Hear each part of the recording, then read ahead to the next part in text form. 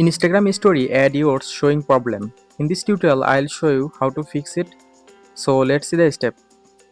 For solving this problem, go to Play Store.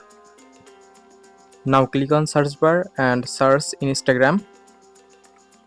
From here update your Instagram app if it's available.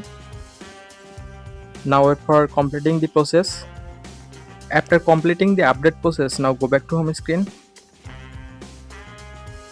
Now long press on Instagram app. Here you can see I button. App info may appear here.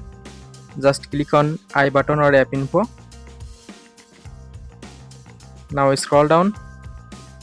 Click on storage. Click on clear cache. Now go back.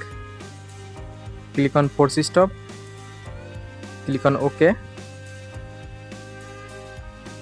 Now go back to home screen. Restart your phone by pressing power button. After all this process, now I hope your problem solved successfully. So thanks for watching. Don't forget to like, comment and subscribe.